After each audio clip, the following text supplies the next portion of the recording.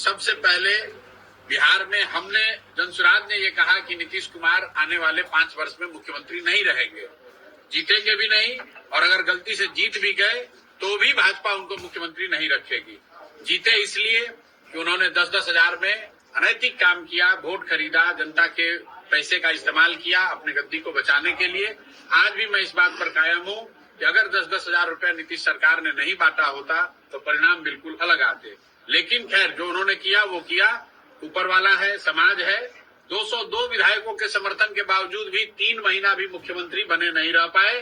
खुद से या बीजेपी के दबाव में पद छोड़ना पड़ा है, क्योंकि शारीरिक और मानसिक तौर पर नीतीश कुमार उस पद के दायित्व को निर्वहन करने की स्थिति में नहीं है।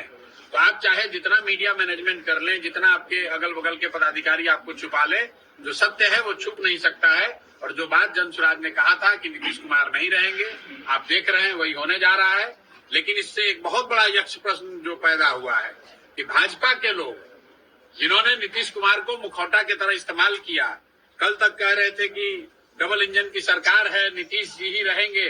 अब उनको जवाब देना चाहिए कि भाई अब किसकी सरकार होगी? पीछे के दरवाजे से अपना मुख्यमंत्री बनाने का कोशिश क्यों कर रहे हो?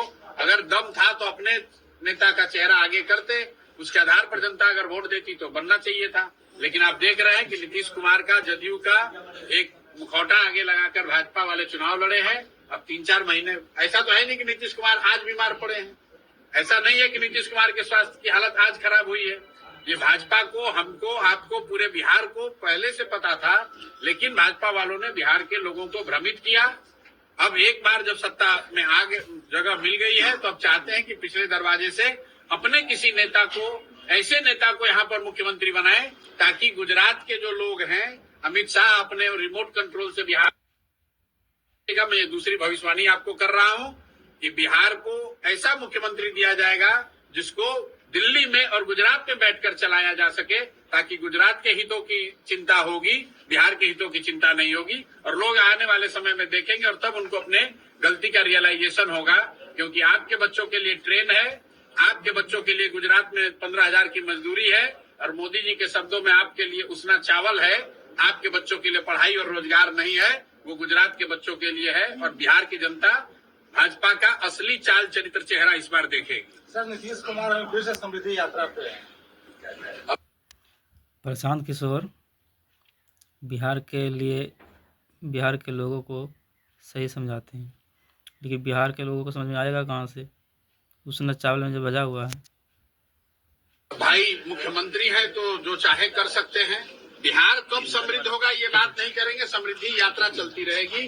बिहार के लोग 10,000, 15,000 रुपए के लिए अपनी जान जोखिम में डाल रहे हैं। नीतीश कुमार समृद्धि यात्रा पर निकले हैं और आज से 3 दिन पहले यही बगल सासाराम जिले से 4 पासवान समाज के लड़के गुजरात में टैंक साफ करते हुए उनकी मृत्यु हो गई। उनको 1 रुपया का कॉम्पनसेशन नहीं, उनके लाश को लाने की भी सरकार ने व्यवस्था नहीं की। और आपसे कैमरे पर कह रहा हूं कि जिस समृद्धि यात्रा, जिस बिहार में नीतीश कुमार और यहाँ के मुख्यमंत्री समृद्धि यात्रा कर रहे हैं, होली के दिन 4 नवयुवक सिर्फ 1,000 रुपए के लिए, ध्यान रखिए, वो किसी दूसरे फैक्ट्री में काम करते थे लड़के, वो टैंक साफ करने 1,000 रुपए का उनको लालच दिया गया कि अगर आप ये टैंक साफ करोगे तो आपको 1,000 रुपया मिलेगा। 4 बच्चों की मृत्यु हो गई। उस राज्य का मुख्यमंत्री समृद्धि यात्रा निकाल रहा है, तो आप अंदाजा लगा लीजिए कि क्या दुर्दशा है। चर्चा तो लेकिन नीतीश कुमार तो अपनी पाली खेल चुके हैं। अमित शाह उस दिन क्या कर रहे थे? होली मना रहे थे। अमित शाह बैठकर क्रिकेट मैच देख रहे थे। क्या मोदी जी का कोई बयान आया? अगर गुजरात के बच्चे बिहार में मर जाते तो आप देखते कि मोदी जी और अमित शाह कैसे बयान दे रहे हैं। लेकिन चुनावों के बाद, नवंबर के बाद, जब जनसुराज ने पलायन की बात कही है, लोग कह रहे अच्छा ये तो हो जाएगा। सिर्फ नवंबर के बाद 50 से ज्यादा बिहार के नवयुवकों की मृत्यु हुई है अलग अलग जगहों पर। कोई बयान नहीं, कोई टीका टिप्पणी नहीं। ये फिर आएंगे गिद्धों की तरह लोकसभा के चुनाव में, हिंदू मुसलमान करेंगे, राष्ट्रवाद का गीत गाएंगे और बिहार के लोगों का बेवकूफ को बना के इनका 40 MP जीत कर जाएगा और आप ये लोग राज करेंगे और बिहार के बच्चे गुजरात में मजदूरी करते हुए मरेंगे। गैस सिलेंडर के लिए बहुत लंबी लंबी लाइन लग रही है बिहार और पूरे देश में। भैया आप तो औरंगाबाद साहबाद के हैं, बोइएगा नाटी मसूरी तो सोना चूर कैसे खाइएगा?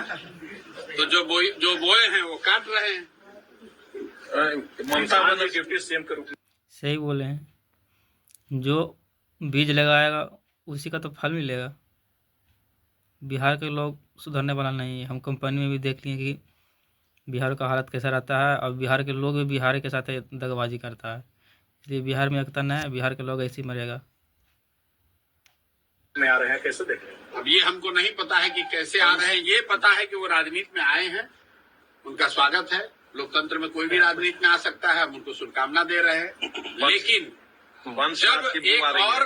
जब कोई नेता का लड़का राजनीति में आ रहा है तो बिहार के हर उस व्यक्ति को, हर उस परिवार को सोचना चाहिए जिसके बच्चे राजनीति में नहीं है, जो राजनीति में खुद नहीं है।